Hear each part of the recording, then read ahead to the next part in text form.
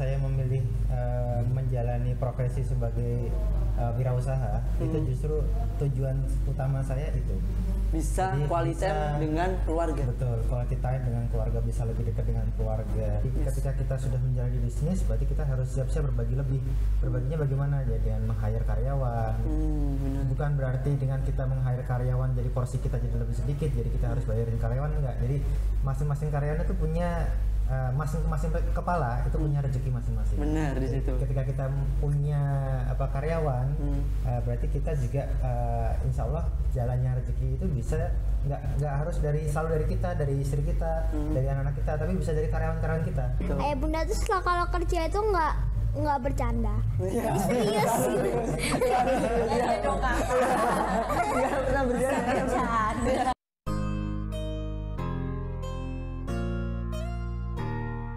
Oke, balik lagi teman-teman setelah tadi kita ngopi dan break sebentar ya. Jadi tadi pembahasannya sampai di Kak Febri ya, yang jelasin pada saat bertengkar itu apa aja sisi positif sama negatifnya. Bisa dilanjut Kak.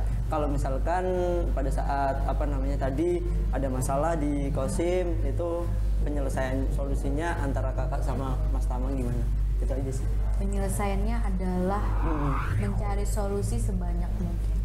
Karena suami saya adalah tipe kalau orang yang tidak mau mendengarkan masalah. Mendengarkan masalah, yang jelas harus ada solusi. Jadi solusi sedikit aja, nggak perlu yang solusi pasti jadi. Setidaknya kita udah usaha. Ya kalau Mas Sama tipenya kayak gitu. Dia paling nggak suka kalau Mas ini ada problem nih, gimana ya Mas gini. Cuman hanya kata gimana, dia nggak mau. Gimana terus? Nah, dia maunya gitu. Kalau aku sih pengennya begini, bisa nggak sih dengan kayak gini, dengan usaha yang ini. Nanti kalau memang cocok, dia oke. Kalau nggak cocok, kita cari lagi. Kita cari, ya intinya kebanyakan orang terlalu banyak mengeluh, tapi nggak mikirin solusinya gimana ya? Benar. Jadi hanya berfokus pada sebuah masalah, bukan sebuah penyelesaian. Gitu. Iya. Jadi yang di sini poinnya yang diambil adalah gimana caranya kita menyelesaikan masalah tersebut, bukan hanya berfokus pada sebuah masalah tersebut, tapi penyelesaian dan juga solusinya yang paling utama. Gitu. Nah ini kembali ke Mas Tama. Bentar ya, Najib. Kembali ke Mas Tama. Mas Tama, gimana kesibukan di sini untuk bisa membagi sama keluarga nih Mas? Kadang kan saya lihat pengunjung nggak ada habisnya, keluar masuk. Pernah nggak sih Mbak Febri ngeluh sama keluarga, ngeluh kapan sih ya kita punya quality time, kita pergi kemana gitu, puncak mungkin ya, Sendang, pantai mungkin, atau kemana gitu, atau sekedar kan deket sih alun-alun gitu. Itu intinya kita dengan keluarga gimana tuh? Justru dengan saya memilih menjalani profesi sebagai wirausaha, itu justru tujuan utama saya itu. Bisa Jadi quality time dengan keluarga. Betul, quality time dengan keluarga, bisa lebih dekat dengan keluarga. Dulunya ketika saya masih kerja di perusahaan, saya habis nikah itu saya langsung berangkat ke Bali.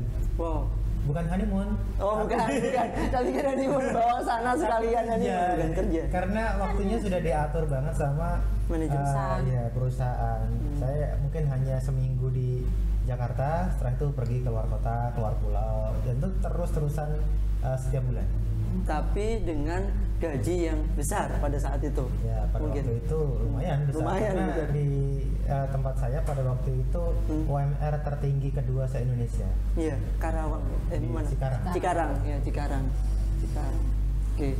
Jadi kalau misalkan sekarang malah sebenarnya banyak quality time dengan keluarga ya. Justru saya jadi tiap hari sama anak saya. Bisa ketemu ya kan?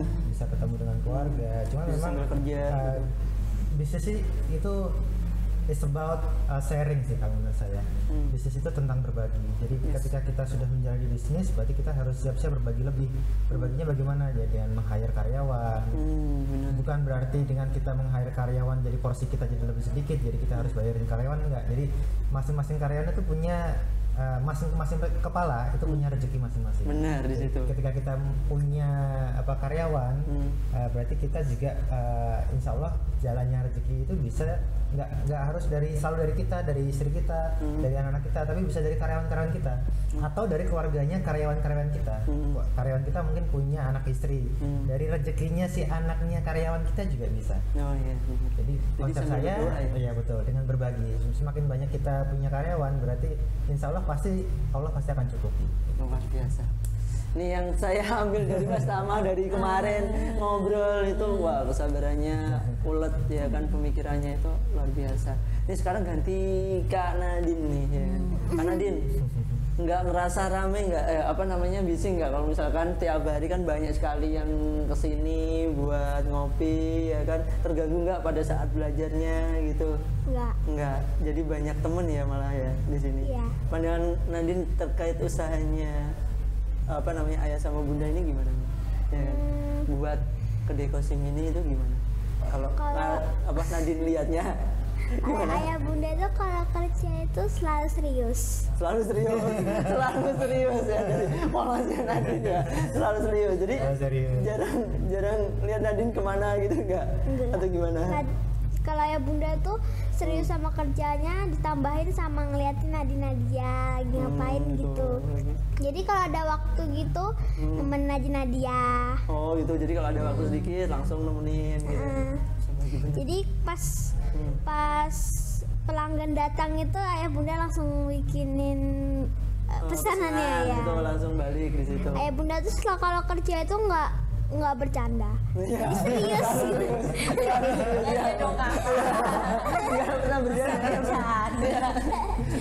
Mungkin maksudnya determinasinya tinggi. Jadi kita memang yang saya jelaskan mungkin di segmen sebelumnya, branding itu ada dua, branding bisnisnya sama branding personalnya.